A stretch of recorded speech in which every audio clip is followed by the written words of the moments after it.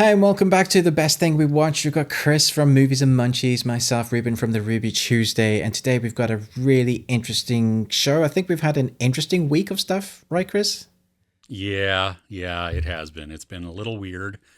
Stuff, But yeah. stuff I was thinking that was going to be good hasn't been so good. Stuff I wasn't going to think that wasn't so good was Yeah, okay. It's really been a exactly. mixed bag. Oh wait, sorry, I'm getting there's some really weird noise in my house. Give me 1 second. Okay. Well, I'll just entertain everybody as Ruben goes Okay. along there and figures that out there. But yeah, hey, I hope everybody's had a great week. Like we had talked about, it has been just a I found the really weird noise. what the heck?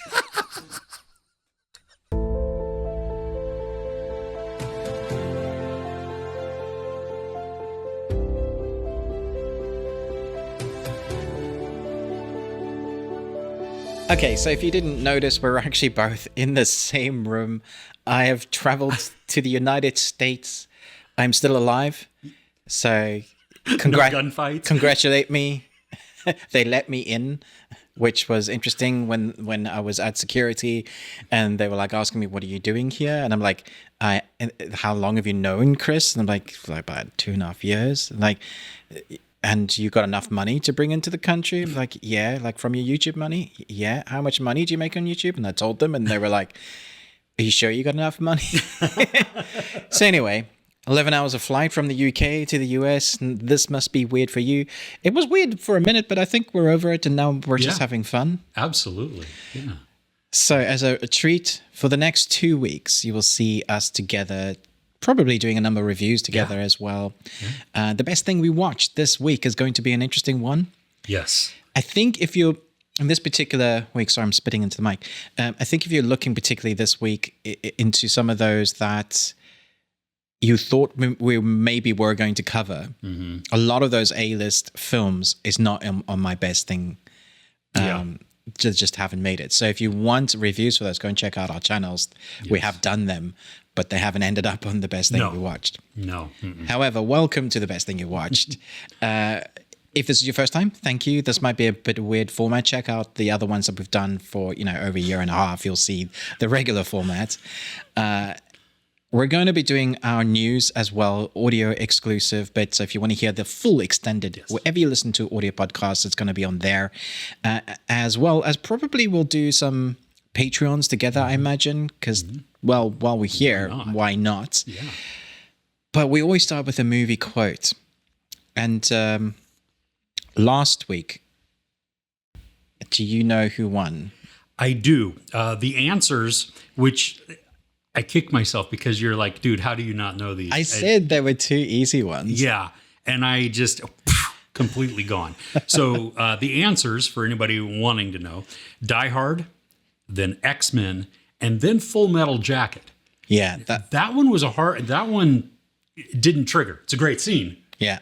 But so Nostromo was the one that won, but he kind of won with an either or. So his last answer for Full Metal Jacket, he got Full Metal Jacket, but he was like, it's either this movie or Full Metal Jacket. So fine, that still counts. The only one to get all three, so congratulations. Well done. Okay. Are you going to stump us? No, Okay. because I didn't bring my cards with me. So I've found some ones that what I've done this week is I'm going to give you three from this year's movies. Oh, So you're in with the best week so far. As Ruben's going to let up on the hardness. you say that And now. it's only easy because they're films that came out this year. So So I'm going to feel extra bad when I don't get it right. 100%. Okay, fair enough. Cool. Okay. All right, here we go. No, not doing that one. Moving on. Already a veto there. Okay.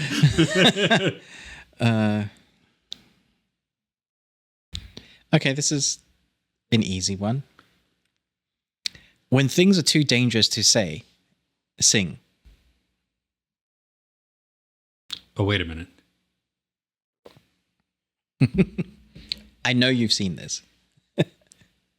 Yes. Because oh my gosh. Yes. Okay. Yep. No. Okay. Number 2, I'm going to omit a name. I'm not going to say the name Sure, because fair otherwise enough. it gives it away. But, Definitely. Okay. You will do very well on your own, but with others, you could be magnificent.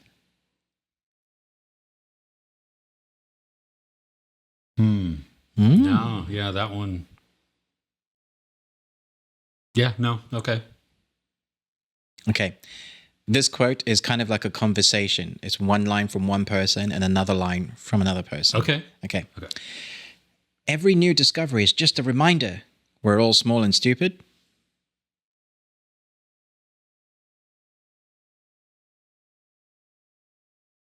See, that one sounds familiar too.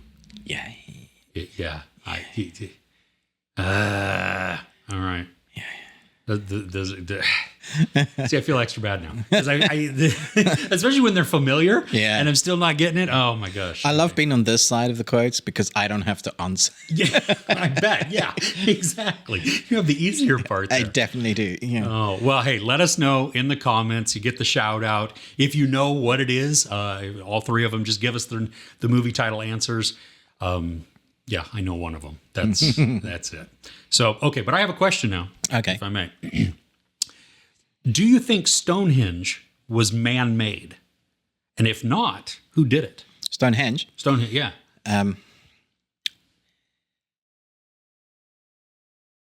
Firstly, the place where Stonehenge is, Uh-huh.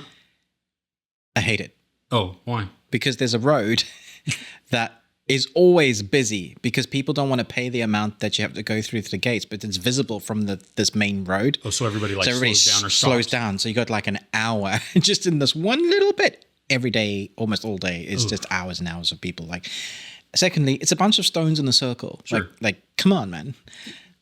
But also, who put them there? They've been there so long, and there's an amount around the UK that are very similar, and that its heritage and origins have been in movies and TV series like for years, a long time ago. And there's like the Celtics, there's like soothsayers and druids. It comes from that origins. But then we've also seen it in Doctor Who as like a temporal portal. We've seen other movies and shows, and I don't know that I buy any stock that it actually has any, like, in reality, like if Ruben is talking logic, no, it's a bunch of stones. Sure. But I really want it to be that time traveling one from Outlander? Outlander. Yeah, that would be amazing. And also, I don't want to experience that. That's the worst way to time travel. You get stuck and you can't go back. It's not Back to the Future, is it? No. Yeah. What do you think? I do think it's man-made, but I'm still like completely amazed. You know, I've never gotten to see it yet. So when I go over to the UK, we are going there because I do need to see that. But Okay. That's really near us. is it really? That's awesome. Well, I think it's more of that. I don't know, timekeeping, something like that. Probably something really boring. Yeah. But I love the lore that has been built up around it. Yeah. That is not boring. Okay. Yeah. Well, let us know in the comments below, what do you think about man-made stuff? That's a very good question, actually, that opens up. How did we make some of the stuff we did so many thousands of years? Pyramids, the Aztec temples. None of that sense makes logic as to how they actually accomplished that. The only logical answer is the most outlandish one, and that's aliens. Yeah. Yeah. Yeah. Well, have you seen? There was a documentary a bunch of years ago, and it was on Egypt. And when I was on this like Egypt binge of watching all kinds of stuff, and they tried in modern day trying to make some of the obelisks. Yeah. And they couldn't do it. They couldn't do it. Yeah. They couldn't lift it. They couldn't get it to stand up. Yeah. And with all of our technology, so how do you? It blows my mind. This actually leads into a really nice segue. There's a director that reached out to me this week just as I was leaving to start traveling. So I was frantically typing just down to Heathrow going, this is the worst time to ask me.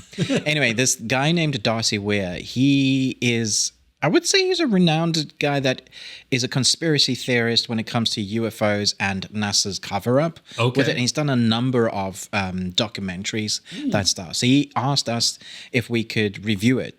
And I don't normally do, because he's going to like give us some money towards it. I don't normally do paid reviews, because then how is your review? There's no objectivity. Yeah. So I said that he could donate, like support us for this, but I'm going to objectively review it and be absolutely truthful about it. Honest.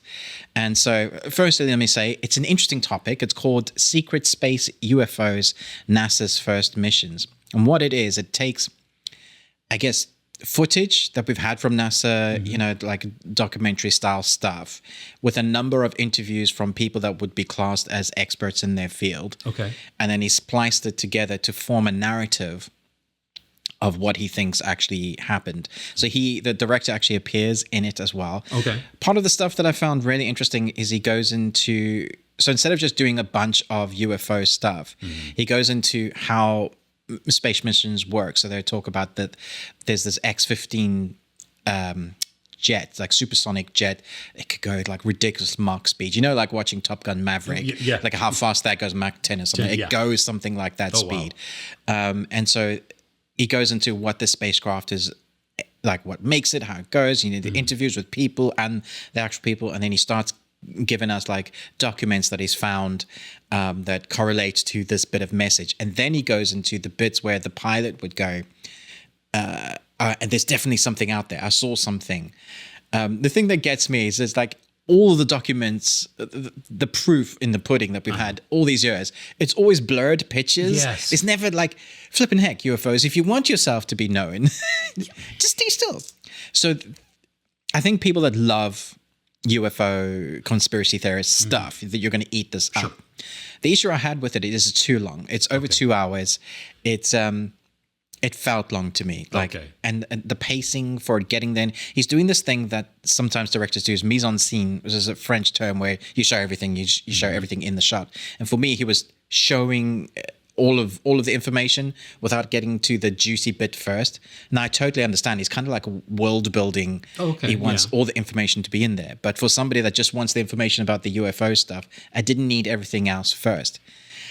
It also comes down to, and I'm really sorry to say this, but I have to be honest, there's some editing choices that it just felt it needed another go. Okay. Like there's some stills and stuff that he's put over it that felt like Final Cut or even like iMovie sort of frame over frame with music that isn't quite edited rightly, like the pitch levels and stuff. Okay. Choices in music that I wouldn't have used, but that's just my personal preference. Like, however, did they not match the tone? Yeah, it was a bit all over the place. Okay. Like it was a bit rocky, then it was a bit synthy, then there was a bit classical. I do like him, actually. When he's speaking, when he's on camera, I thought he was really interesting, easy to look at and watch. There's a couple of other guys that I interviewed that just I don't trust. You know, there's some people you listen to and you're like, yeah, and I'm not buying a word you are saying. It's the history of the aliens. Exactly that. So I wish actually that he had broken it up into 3 parts, like do 3 episodes. Okay. I think as chunk pieces on a National Geographic channel rather than just on, I mean, we'll put a link down below, the Amazon link, and it's cheap. I think it's like $3.99 to rent or something, or have. You can watch it, and as a conspiracy theorist, you're gonna love it. Like there's bits in there that'll tick your balls. Like I knew it all this time. We were right. Yeah. Whether it actually proves it, I don't know. I think it can go either way. That makes sense. Yeah. As a one-time watch, if you're into this sort of stuff, I think you'll enjoy it. But I think it should have been way shorter, like a 45-minute segment cut down. Okay. I like the idea. I like the topic because I do love me a bit of X-Files, you know, all of that stuff. Yeah. You know, it gets me like, can we really be so arrogant to think that we are the only intelligent species out there? And if that isn't the case, what is out there? The truth is out there. The truth is out there. We know that. Yeah. There's 7 really good scenes or 7 really good seasons that tell us that, and 2 not so good seasons. Yeah. So thank you to Darcy Weir for giving us access and letting us watch that. And I love creativity in any in any platform. So I think that was great just to see what somebody's put together. You can see the painstaking hours that they've gone through. Thank you for supporting us. I hope your film finds its platform of, I think, a select group of core people will, like the niche, will enjoy this. I don't know that I would recommend it for anybody outside of that. Okay. Yeah, that makes sense. Yeah. Okay. All right. So should we dive into the best thing that we watched this week? Yes. Okay. Would you like to start? Yes. It is something that you talked about last week. Oh, yeah. And I had been... Okay, so I'd been to like home remodel hell. And so, I mean, I was so behind on everything. And so most of my reviews didn't actually get done and everything. There was a series, a limited series that came out on Amazon Prime. And it stars Peter Capaldi. It's called The Devil's Hour. Now you're telling me like, okay, this is mind bending. It's kind of like, what? You know, dude, holy crap. This is... You're welcome. Yeah, exactly. Thank you. Yes, because it literally was so mind-bending. We watched this person experience things, and time is shifting, sort of, but we can't really tell. I mean, the whole thing feels like an unreliable narrator to us because I can never tell or trust what I'm being shown.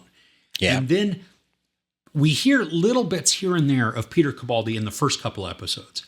But then he becomes very more prominent in the storytelling in the last half. Yeah, he does. It's almost two stories, that first three and that second three. Yeah. And we were sucked in. And it was like almost like, okay, stop the renovations. We got to watch more. I'm like, no, I have to get this stuff done. But, so it was a lot of late nights watching and everything. But when we get to that finale, like my mind is breaking. Yep. You were telling me that you and your wife were having a really good, in-depth, long conversation about it. Like, what do you think about this? Yep. How's this? And that's exactly what this was. It causes that discussion of, well, I think I know what's going on, but what about this? Oh, well, that kind of contradicts what I thought here. And the depth within there, I mean, the acting was great. The editing was so good because as we get more and more in it, it switches timelines and viewpoints, I guess, maybe, or I don't know if I want to call it realities, but maybe reality, perception, maybe, I don't know. Maybe we can talk spoilers because we can talk about the ending in a bit. Maybe that's better. Yeah. Okay. So we'll do a spoiler warning right now in the time code. Well, you've already seen it, but yes, well, so towards the end, once we realize that first off, the son he's not supposed to exist. He's an anomaly. Yes, which allows him to pass through the lives.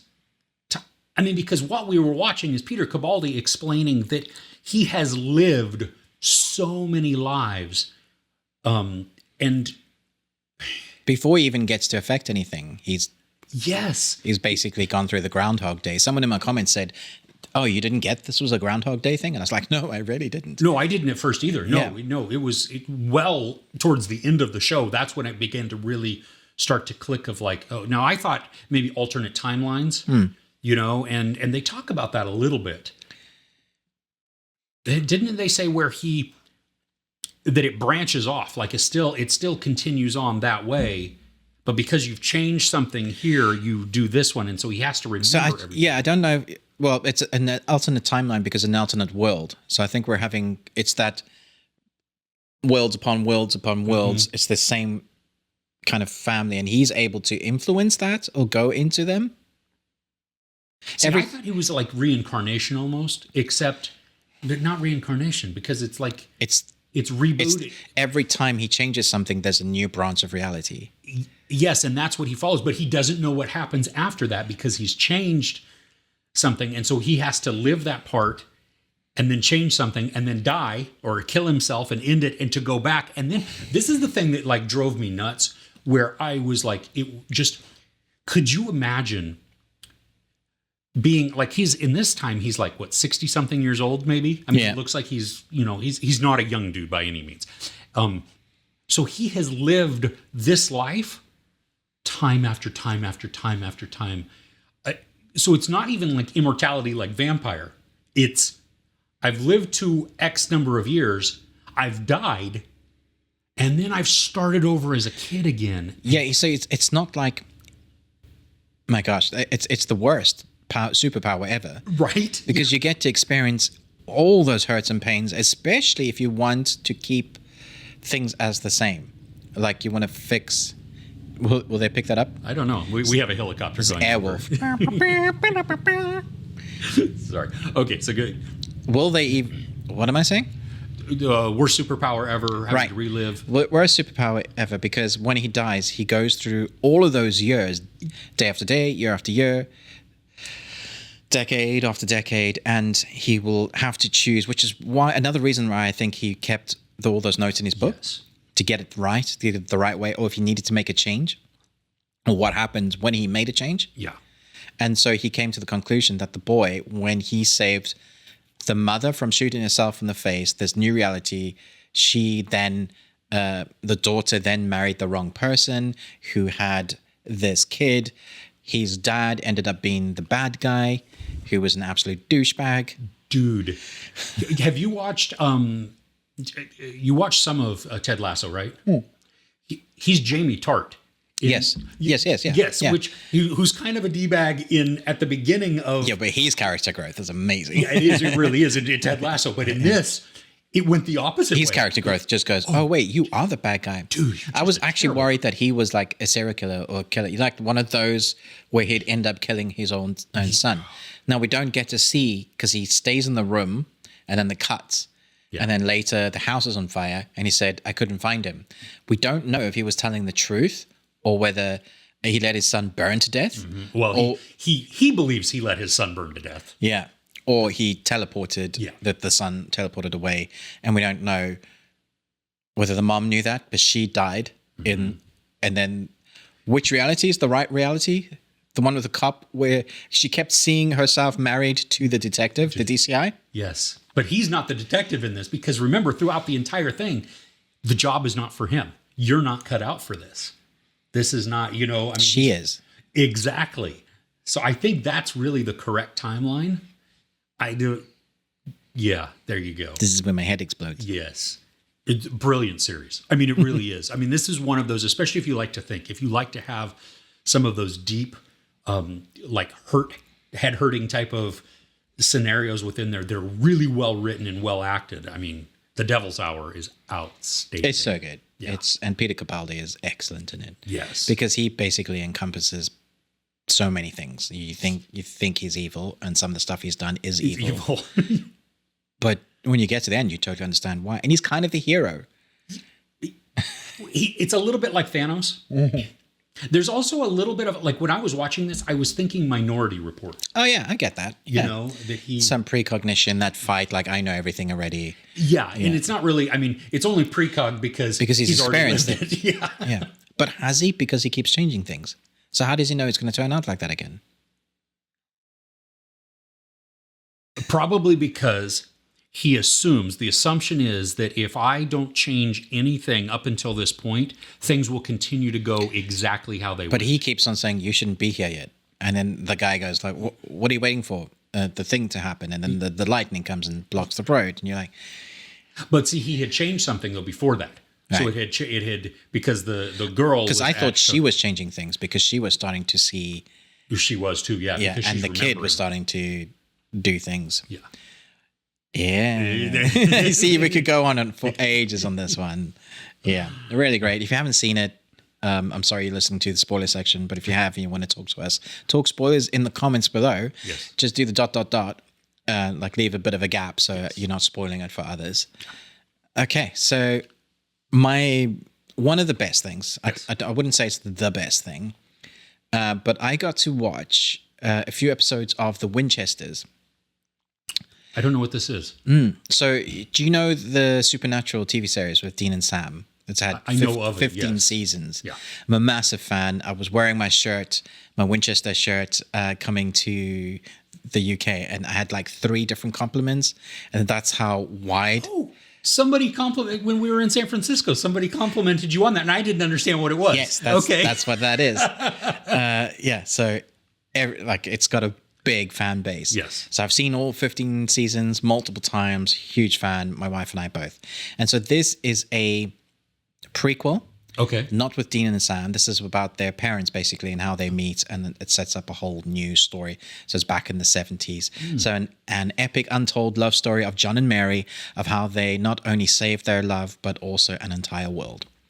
I think it's fair to say that I was excited and enjoyed it more than people coming to it that haven't seen the series, because I do think some of the dialogue is quite stunted. It's not nearly as tight as the series is, but the actor who plays Dean Winchester has a huge hand in this series.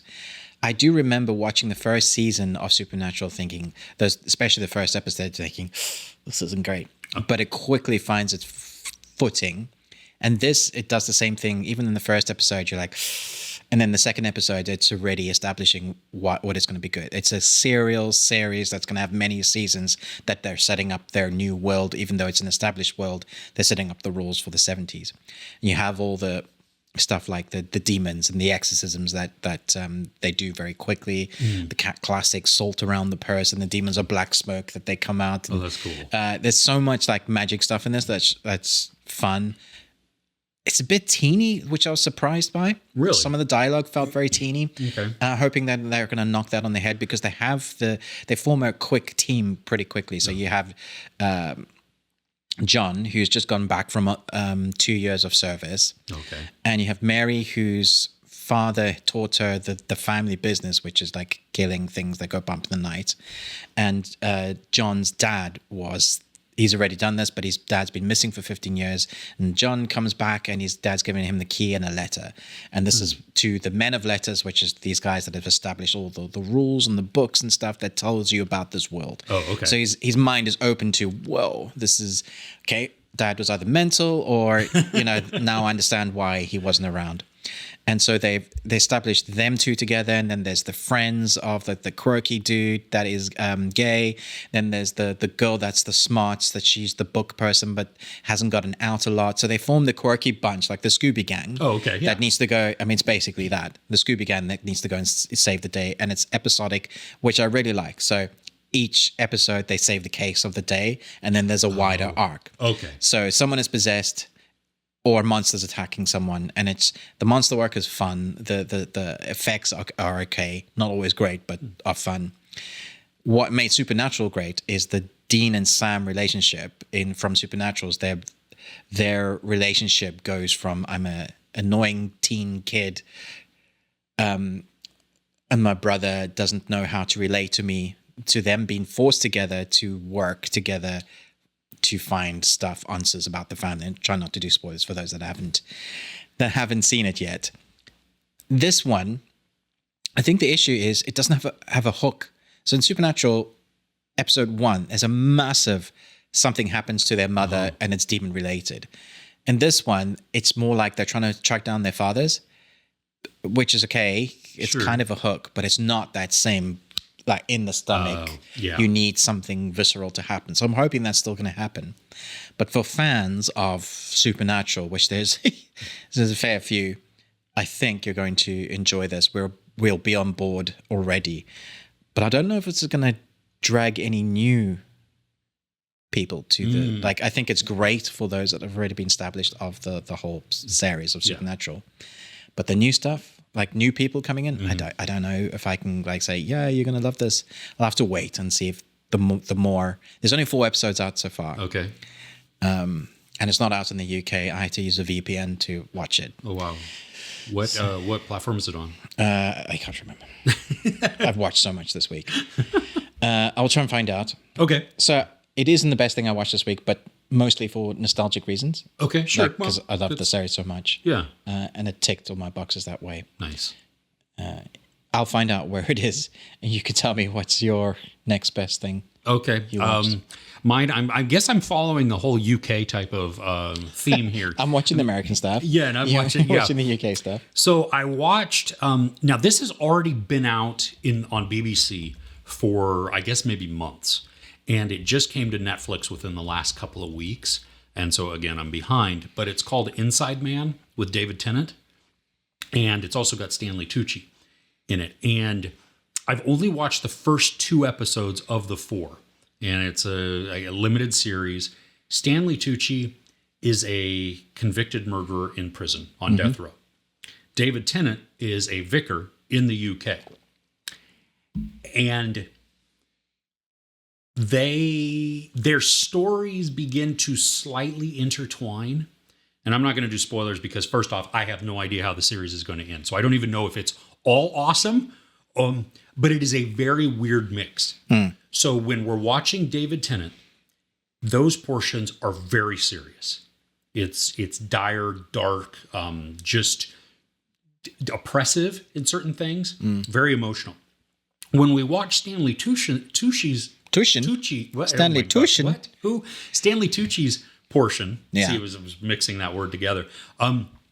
There is a lot of comedy in it, and like it's situational, it's humorous, it's snarky, it's sarcastic. It's not just like slapstick type of stuff or anything like that. That really wouldn't work, would it? No, it's all dialogue driven, and it's witty, so it is very funny. But Tennant is funny though, like. Yes, that's what confuses me. It's like because Tennant's the perfect for the dry humor. Yes, but Tucci. So he's good in this. He's very good in it, but it's not just him. There is a fellow death row inmate who sits in to these sessions with him, and that's where a lot of the comedy comes. Okay, this dude he's very matter of fact. It's almost like he can't lie, but he will correct you if you get something wrong about his murders. Oh, that's weird. But he's not like ashamed of it. Oh, he's proud of it? Well, yes, but also don't get it wrong. Don't misspeak about what I did. Yeah, you got to say how I chopped up that person. Yes, or like, well, that person technically they died because of this, so I don't count that as a kill. Like, so it's very dark. I mean, it's still dark humor, but it's very. I stabbed them, but it was the bleeding out that killed. Yeah, exactly, something like that. Yes. So the mystery. Well, it's not really mystery because we were watching what's playing out, but the tension in this is just increasing. Because on David Tennant's side, just that whole UK story side, we are watching a bad decision compounded by a bad decision. And then where does that lead and what are your options? And right now it's like a nail-biting stage because it's just like I don't see any way out of a scenario. But then now it's beginning to tie in from Tucci, who is incarcerated in the United States, and there is a tie between them. Which Interesting. It's a nice short series as well. It's only 4 episodes. 4 episodes are each an hour. Classic Great British Television is like 4 to 6 episodes. They're stretching out to the 8, which I think they're trying to copy like the American bit. And I'm like, don't do that. Stick to your short. I have heard varying things about this. Like the first 2 are great and the second 2 are not great, and it just loses play. You'll have to come back maybe next week when you've seen the last 2. Yeah. And like, I take my words back. This is not the best. The first 2 episodes have been on the best 2. things. But I'm clearly in the very middle of the story, so there is no resolution going on. No. David Tennant, we're going to see him in Doctor Who again. Yes, I'm very excited about that. I am too. I think that's awesome. Yeah. CW. I should have guessed that because Supernatural the 15th they were all on the CW. Okay. So it's just that E4 in the UK got all of the Supernatural series. So I'm hoping for the UK people that'll be the case again. Okay. Which is great. Okay, next on the list. So I should say that there were a number of big titles this week. Ranging from Enola Holmes 2, which didn't make the cut, Causeway, which didn't make the cut for me, and I know people are like raving about these films. Weird Al Yankovic, also didn't make the cut. It doesn't mean that there aren't great moments in it and the actors aren't doing the thing, but as a whole, just wasn't feeling it. The one that did make the cut, which is not a movie, it's a documentary series. It's called Killer Sally. No. One of the reasons, which is a weird thing because before it even is good, it already ticked a number of boxes because it's 3 episodes. Okay. So Netflix haven't done that. Here's 6 to 8 episode documentary series which we're gonna drag this out to hell. I don't know why I said hell. Drag it to hell and beat it and burn it. The 3 episodes, it's literally like beginning, middle, and end. It feels so well structured. The beginning tells us about Sally and her husband-to-be. They are bodybuilders. They're both Marines. She meets this American-African dude who's like super buff and is a bodybuilder. He has muscles on his muscles, you know. Oh, wow, yeah. And she is winning competitions for the Marines in bodybuilding, and She's pretty buff too. yeah, she's pretty buff. But it's at a time when for women particularly, it's not a thing that's done. And then Arnold Schwarzenegger brought his Pumping Iron documentary out, and that just put it into the stratosphere. Like that was a big news competitions, and it concentrates a little bit on that, and then it's their relationship at the beginning. And then it's the thing that goes wrong in the middle. And then the ending is a really nice resolution because Killer Sally is basically about her killing the dude. Okay. And that's documentary. It's not spoiling. It's just it is what it is. That's what the documentary is about. It's about. Yeah. But it takes it from her perspective of coming out of jail after 25 years. So she spends 25 years in jail for killing him. And then it gets you to ask yourself the question, was that just? Did she deserve 25 years? Or should she have a much reduced sentence? And it gets you to ask the question is, if that was tried today, would she have gotten that? Now, I'm thinking she wouldn't have, because the abuse that he poured on her in the document, like he beat her from day one, in day one marriage. And she kept staying with him. And what's interesting is the cycle of abuse that this, so like from her daughter and her partner was there as well. It's so interesting to me how that follows cycles, because you hear that time and time again. It seems to, maybe it's compounded that you have a very low self-worth. And it kind of starts talking a little bit about that. Sorry, guys, dark subject matter this time. And so the way that showed that, it just went into the family.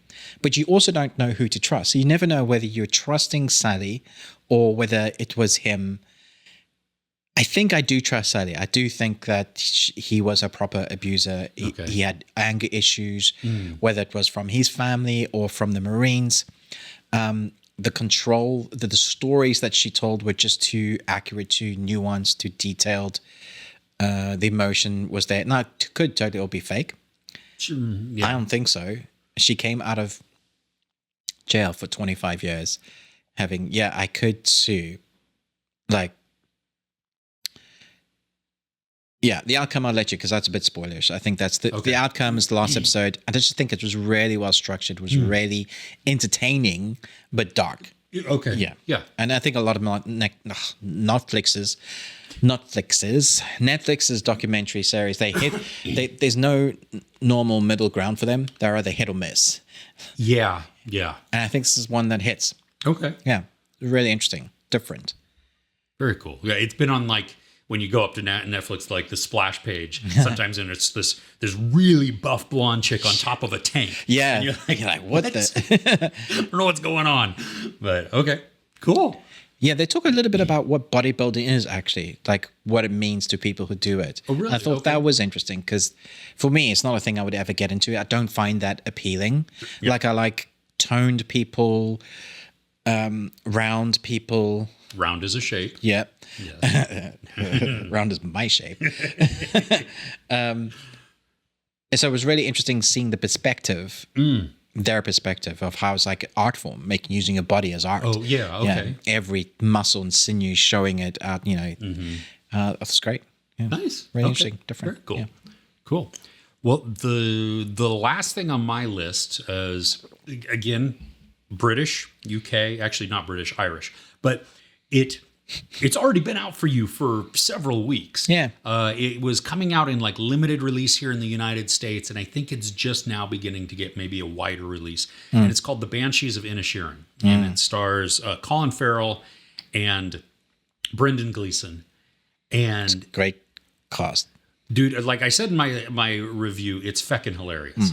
I mean, the movie is so funny because of the dialogue exchanges, the way that they express and they emote through just facial expressions and body movements also. So it's not all just spoken, you know, some of it's situational, some of it is very subtle, I think, but it's like, so there's a lot of humor in there. Barry Cowan is in it, and he's playing like this, like the village idiot almost. Yeah. And, but he sells it.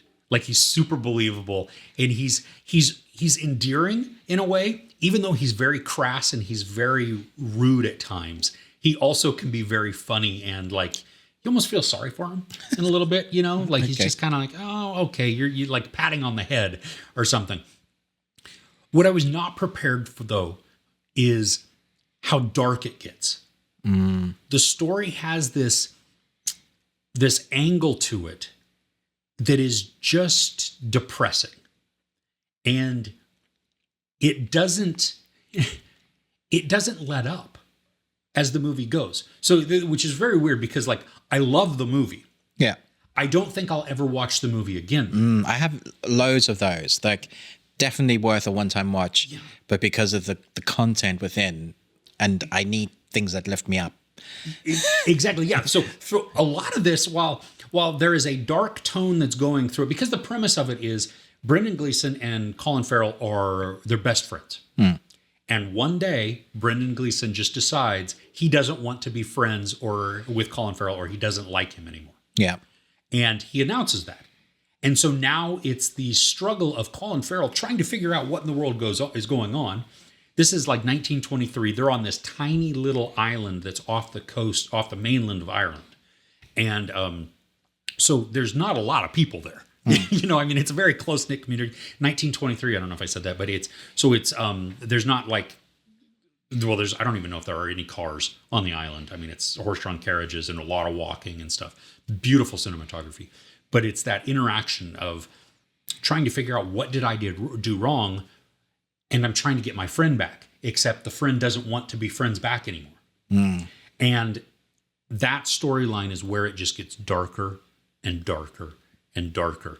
And there's a point where it becomes like, I don't like where this is going. And that's where the movie leaves us.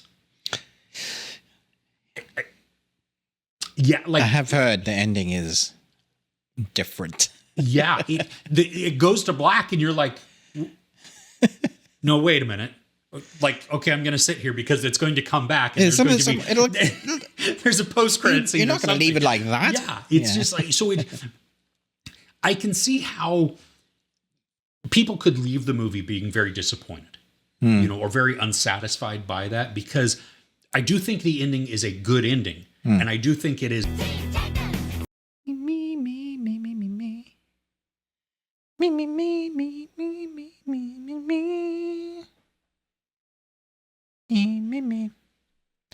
Is it still recording? Yeah, it's now recording again. Yeah, so it stopped for a second there. Okay. So. Me, demonetized. me. Teen Titans. I haven't watched. I saw the movie. Teen Titans Go to the Movies? Yeah, that was fun. Yeah. So Titans is back for season 4. Are they no longer teenagers? No. I mean, they're now adult teenagers because they swear. Oh, okay. This is live action. Have you ever watched any of it? No, I haven't. Okay, so where Warner are like killing off all their series. Yeah. We have 2 that have stood the test of time series that are garnering a really deep community of people that are just championing. They're loving the characters, and they've just gone from strength to strength. One of them is Titans. The other one is Doom Patrol. Oh, yeah. Okay, yeah. Doom Patrol is excellent. Largely Brendan Fraser. Yes. He's genius in it. And that's with the buttholes, right? Yes. Yeah. The werebutts. The werebutts. Best badass characters ever. I still haven't seen. I saw a trailer for, is it season 4? Yeah. And they showed a lot of that, and I'm like, what? They're I think they're one of the main bad guys for season 4. The Webbats, yes. Yes. Oh, goodness. Okay, so season 4 of Titans is back. Thankfully, Warner gave me the first 4, or HBO Max gave me the first 5. So it's half of the 4th season. So Okay. and it's in 2 halves this time. So we're only getting the second half, like the beginning of next year. Oh. So there's a bit of a break. Okay. Not sure why. Released weekly. So I think they put the first 2 episodes out, and then it's weekly. Weekly. Okay. Yeah. My goodness, like I'd forgotten how gory and intense this. Really? Yeah, man. Like especially as they've gone the supernatural route this time. So normally they're fighting some intense bad guys that have powers. Like because we're dealing with Titans, we've got various incarnations of Ruben. So we've had the Red Hood, we've had Nightwing. Nightwing is Dick Grayson. Dick Grayson is the leader of the Titans in this. We've had just a number of others. We've Starfire, her origin backstory, Raven, who has a very dark background story, and her story in this one is one of the main ones. I think fans are gonna love where they've taken this series. But yeah, they just get into like the gore and the darkness. Oh, wow. There's a bad guy or bad guys or the overarching enemy in this season so far where they're able to enter into your dreams, and it's so like Nightmare on Elm Street. Ooh. Yeah, so you have the gore and the really great costume designs, and then you have fantastic choreography, the sort of thing that you would see from Gareth Evans, Oh, yeah. So when they're fighting hardcore and you see bones breaking and jaws flying off, and literally this is for those that watch Teen Titans when they were kids. Now you have the adult version, and it's just so much fun. That's what I like about it. It's fun. It's silly. It's over the top. Silly in that this is so dark. This wouldn't really happen. Sure. Season 3, we dealt with Batman having killed the Joker. And so they go to Gotham to try and help Scarecrow's doing his stuff again. And there's a whole Robin story. And so now season 4, we're all in Metropolis. And one of the main Titans is Superboy. And there's this moment, just so you can understand the sort of stuff that they're doing, where they go to one of the labs. He was going to meet Superboy for the first time. He's really excited. He's half Superman's DNA and he's half Lex Luthor. So he's trying to get out of the shadow of being Superman's, but also the fact that Lex Luthor is like who he is as well, to his core. There's a bit of a storyline with Lex Luthor in this as well.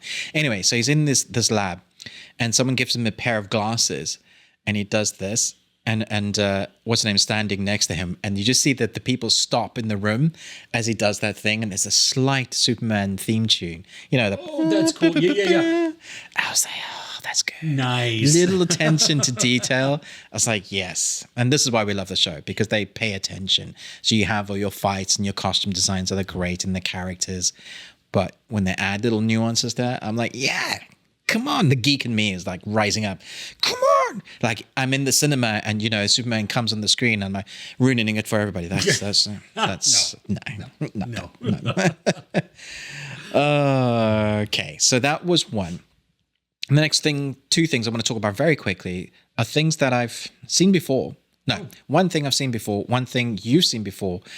I know we seem to be repeating some of the stuff because sometimes the release is this one is a very long release schedule. You've seen it, I think, a couple of months ago.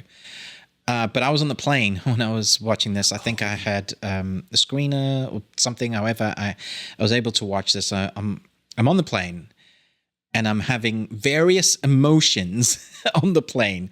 I am doing like a little fist pump. Come on, yeah. And then some character dies on screen. I'm like, it's the Woman King. Oh. Now, after having watched this film, I can say it shot up right to my number 1 movie of the year. Like, seriously, this film is good. And I don't care what people say. Well, how would you relate to this? You're not a woman, and you're not African, and this is all about the woman's cause. Shut up.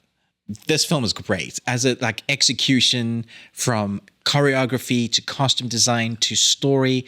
I thought it was one story, and then there's a motherhood story that's like the core root And I just thought, dude, like, got me emotionally. So I can imagine if you are a woman and of African and have experienced something like that in your heritage, because I was born in South Africa, I know a little bit about this.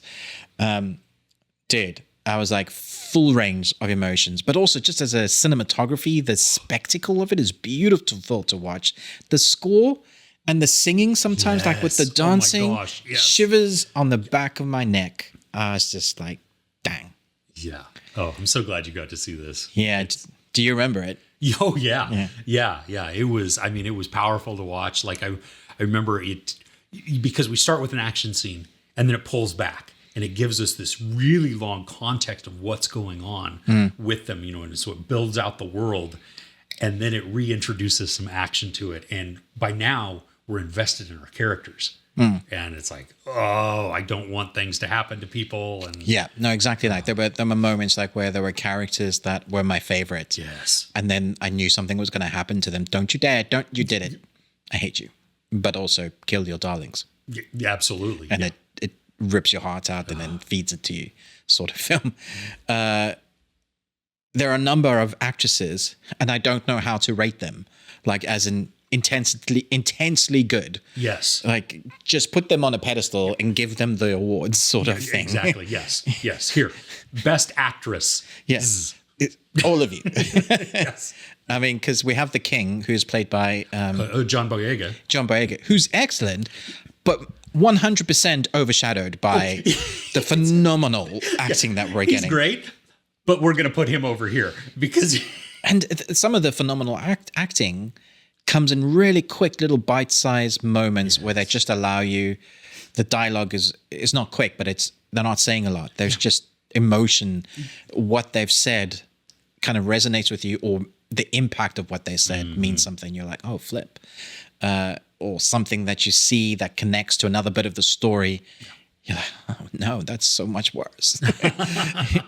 So good. Loved it. Okay, so the last thing I want to talk about is The Breakfast Club. really, Yeah, so it's a little golden oldie that I think everybody has seen a number of times, and we all go, "Oh, that's so nostalgic! It's a great film." I think I've seen it probably 15 times, and every time I watch it, I get something else out of it. And I watched it this time, and at the end of it, I was like, "Damn, John Hughes was so good at." Okay, so the characters are so defined of each of them are going through something of their own and what they learn in the discovery of themselves by the end from the beginning. So that character growth over time. And it's not just them. It's the teacher or the headmaster. He goes from, I hate that douchebag, to him smoking a joint at the end, but actually realizing something about himself as well. There are moments where they deal with self-harm. There are moments they deal with self-image. There are moments they deal with fathers, and fathers a big thing in this. Like it seemed every single one of their parents were maybe vicariously trying to live through them. I'm sorry, kids. Like if I've done that, I'm sorry, because it does seem like a trait that parents do, and it definitely hurts them. oh yeah, Yeah, the baggage that they carry for that. I got so much more of it. It's like, I've seen all this before, but somehow it just felt so much more relevant. So when I got to the credits, I was like, yeah. don't you... Everybody's like, yeah, exactly that. So good. Nice. Yeah, I was amazed. Yeah. Yeah, no, that's one of the quintessential Gen X movies also. Yeah. You know, just it sure. captures so much within there. And I'm wary sometimes of people like, yeah, that's just nostalgic. And it's like, I wonder if it is just nostalgia. Like, but it wasn't. I was like, this is 100% good. yeah, this is one of those that still is clever. holds up. Yeah. And yeah, really great dialogue. And some of it doesn't make sense. Like when they're doing the montage, they're all getting high on the joint, and like the Emilio Estevez, he's doing the dancing, right? He's going mental, and then he goes back into with the hot box that he's created, and the door just goes and shatters. I'm like, when did that happen? I don't know. Yeah, There are moments that, but it's great. How did they even do that dance move when they're standing on the banister, but their knees are like under each other? They're so close, so they're doing the backwards and forwards. I was like, I wonder how many times that took to get that Before right. they fell, some of them falling off. Someone hurt themselves in that scene. The things you don't see are like giant mats underneath. What's interesting is that there is one storyline that I didn't agree with, and I think this is because it's aged. So the young girl who doesn't speak a lot, who's Ali Sheedy's character. Yeah, she lies and she collects, she steals. Yeah, I love that. I thought she was great. And she's doing this amazing drawing, and then she does like for Snow, she does dandruff. Hilarious moment. But there's this transformation that she does to make her look pretty. And that's never sat right for me because I always thought her character was interesting then. You're saying now you are pretty because I've put makeup and made you look a certain way. When a whole film is about identity, having that as a thing, that just didn't sit right with me. And then from that perspective, I was like, okay. Yeah, I can see that. Yeah, that part doesn't age well. And really, I mean, you think because they all really get to find themselves, but she, I thought, already had found herself. Unless maybe that's a persona, like a whole facade of just, I pretend not to care. Like Judd Nelson's character. Yeah. You know what I mean? I'm angry all the time. Yeah. And so I have to be tough to be able to survive my life. And so maybe that's her. The geek kid. Yeah. Anthony Michael Hall. Who didn't need to be there. Right. But how much harder does his storyline hit now in today's society with kids and guns? Yeah. Because it was funny. It was only a flare gun. Yeah. And then he shot it and burnt up his locker. And it was still but I was like, John Hughes didn't know back then that would be so prolific. Yeah. Yeah. Being bullied or being, just the expectation, and he got a B, and that's ruined his life because his aggregate score would then drop. Yeah. It wouldn't be that A+. And I was I feel that. A lot of people had that expectation, especially through the 80s and maybe even today. We never held that for our kids because that's what I lived with. And so I don't want that. If I got a C, I was happy. I was like, damn, look at me, my brains. Hey, like I said in college, especially towards the end, C's get degrees. Okay. As long as you're not like a doctor or not a doctor scientist. Yeah, I'm not. Yeah, so that's everything. Cool. Yeah. Well, since we have these snacks out, do you want to try a little bit of snacks before we go? Yeah. Okay. So Ruben brought some UK unique snacks that we don't have over here in the United States, and I have a couple of snacks right now that I know they don't have over in the UK. Maybe we'll do some more later on. Okay, so this one's interesting. It's called a Yorkie Original.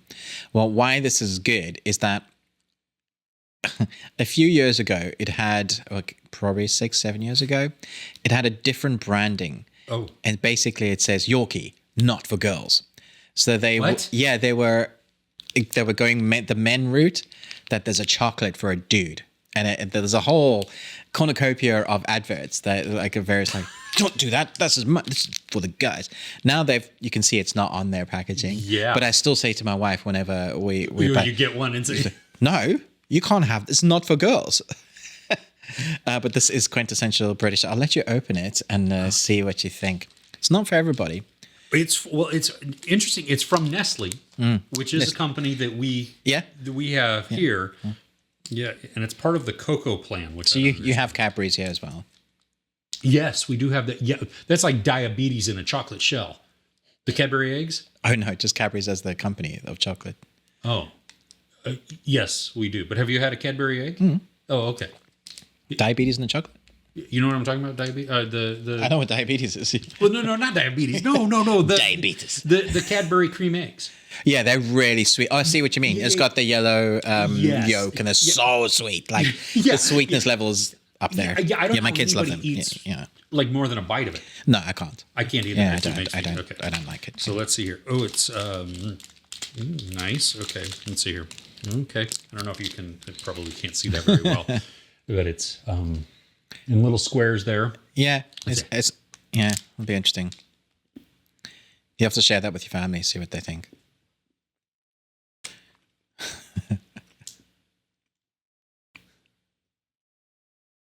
It's just a chocolate bar. What's so good about you, chocolate? I was expecting something like to break out of the little square or something like that. No. No, it's good. It's just chocolate. The texture?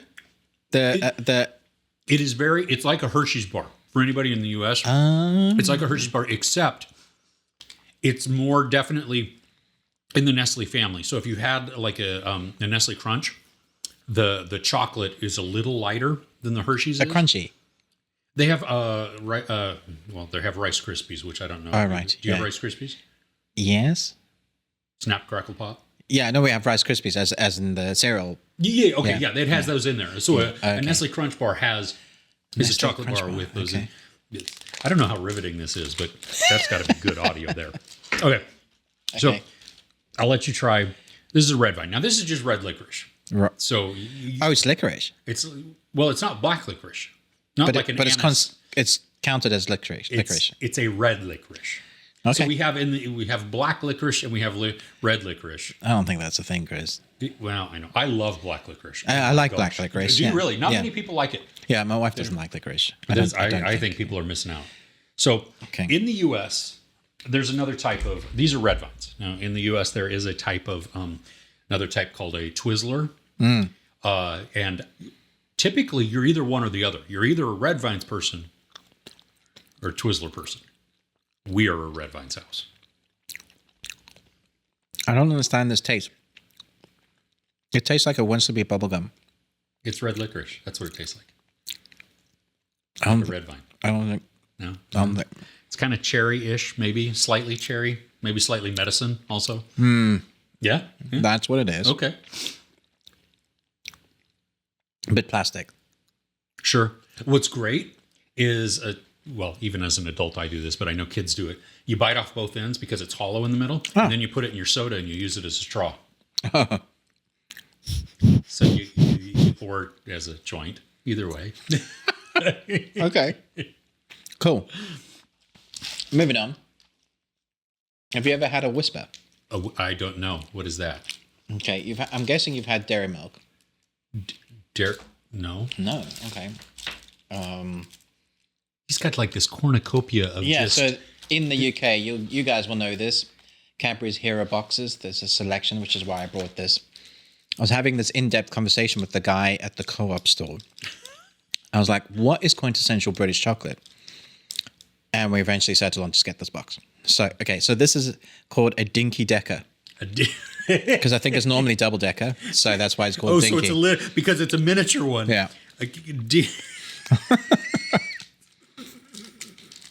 That's funny. Okay. Oh, the Twizzler is stuck in my tooth. It's not a Twizzler, it's a red vine. Oh, Twizzlers red are vine. Disgusting. Sorry. Yes, no. Yeah, I'll try and get you some Twizzlers so you can try that too, to decide what you like. Probably like that. Yeah. But if you like them, you're going to have to take them with you because you don't like them. No. Oh, let's see. Oh, that's good. Is that caramel? Oh, okay. And there's something. I should have bit it in half so I could actually look at it. It tastes like a wafer. There's more. Like a, those cheap little, for anybody in the US, the cheap little wafer cookies that it looks like a waffle pattern on the top and then it's filled with a little bit of cream and then another, and they look like styrofoam. And they probably are styrofoam. That's what it tastes like, but surrounded in caramel and chocolate. Oh, okay. I love that. That is really good. Yeah. Great. So next week, we can try more. Okay. Do you not want to try my... Oh, no, I do. Okay. Yeah, but okay. I'm trying to save some for next week. Okay. But yeah, give me sweets. So candy corn. Now, there is a big discrepancy. I don't even like the idea of that corn and candy It doesn't together. taste like corn at all. Okay, cool. Yeah, no. So most people at least claim they don't like it. I have bought 4-pound bags of this before. Oh my gosh. And Okay. Have you got a problem? Love candy corn. Okay. It's so good. Do you need an intervention? No, I do not. And I should have tried to open this bag. Sorry for the terrible audio. Yeah, this is riveting. Candy corn bags, you can't get into them. That's how they sell. That's. Oh, there we go. Okay, so I'll let you. Okay. we Yeah, got, there you go. Proper hand. Couple in there. yeah, I got 3. Okay. They look like your teeth have gone wrong. Oh, yeah, you can put them in your mouth to be like your teeth. Yeah. Yeah. So you're like, yep. Oh, okay.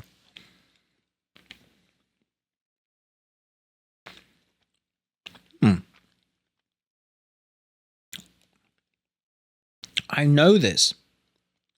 Really? It just tastes like something I've had before. It's not this though. Very sweet. One more. Don't breathe it in.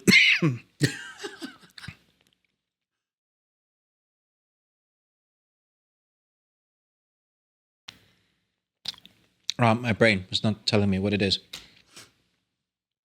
Do you like it? I think I do, yeah. Yeah. I don't think I could have many. It's so sweet. Okay. I'd need to be drinking like coffee with it. Oh. I have made deep fried candy corn. Why?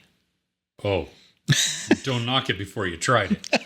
I mean, it is. I am knocking it. It is like, it's like you take some cake batter and you pour these like into it and then scoop it out and then toss it in oil. How did you even come up with that?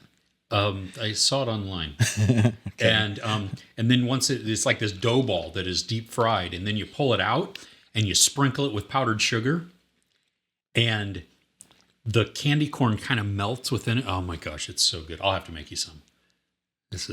Ruben might die while he's here in the United States because we don't eat anything that's healthy. You said diabetes earlier, right? Yeah. Yeah, exactly. Well, yeah. Okay. Yeah. It's fine. Yeah, you don't sound too terribly sold on it. Kind of okay, yeah. It does kind of disintegrate and melt in your mouth, Yes. sort of thing. Yes, but My pure brain sugar. is telling me I've had this before, but I don't know what it is. Yeah. It's pure sugar. Okay. All right. Well, what's your favorite snack? Do you like snacks?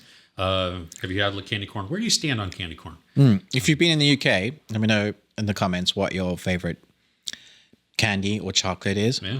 I know we don't call it candy in the UK. We just call it sweets. And in the US, I guess you'll have your favorites like Hershey's and Yeah.